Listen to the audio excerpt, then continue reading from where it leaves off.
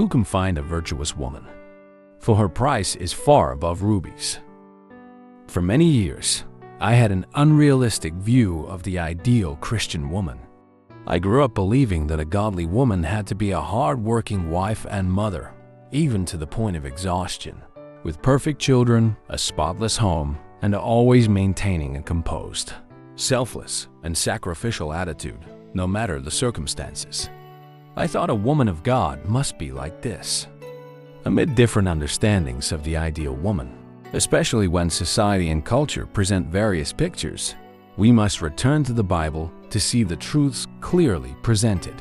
Who can find a virtuous woman? For her price is far above rubies. After more than 20 years of striving to live up to my strict view of Proverbs 31 to 10:31, I finally discovered the truth. The woman truly described in this passage is a God-fearing, dedicated woman who can work independently. She is brave, ventures out, and takes on challenging roles with courage and confidence.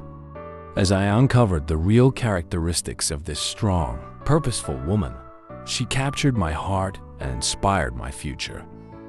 Of course, it's difficult to live up to the ideal of the woman described in Proverbs 31.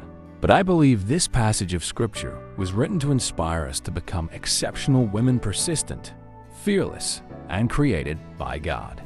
Therefore, let us rise above societal expectations and the boundaries we place on ourselves, embracing the potential God has given us with the help of the one who is always by our side. Let's consider the traits described in Proverbs 31 and pay attention to those we feel God is calling us to cultivate, so we can be refined day by day.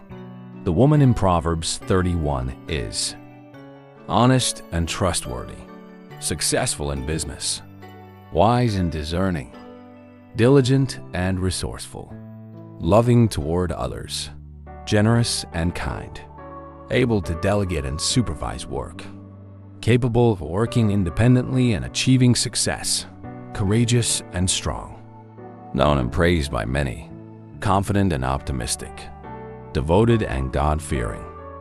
This passage of Scripture inspires me to use the gifts and talents God has given to reach my full potential. Today, I continually feel God urging me to step out of my comfort zone to pursue His calling. I care less now about what I'm not or what I lack, and instead strive to be all that I can be. Whenever I read the passage about the Proverbs 31 woman, I think of the women I've met in a South Asian country who are overcoming social barriers and economic challenges to press on in serving God in the work He has placed in their hearts. These are women I deeply love and admire. I also think of the women we serve locally who have risen above their circumstances and pasts to courageously embrace a new, transformed life. For example, Jess, who endured an abusive childhood, struggled with addiction for years, spent 31 years in and out of prison, and now bravely follows Christ, diligently working to provide for herself and her family. Today, I am greatly encouraged by the passage in Proverbs 31, with its list of qualities that women can develop and pursue, rather than as a standard to condemn ourselves by. For me, being a Proverbs 31 woman is no longer about doing everything perfectly, keeping a flawless home, being the perfect mother, or even always having a perfect attitude. After all, aside from God, is anyone truly perfect?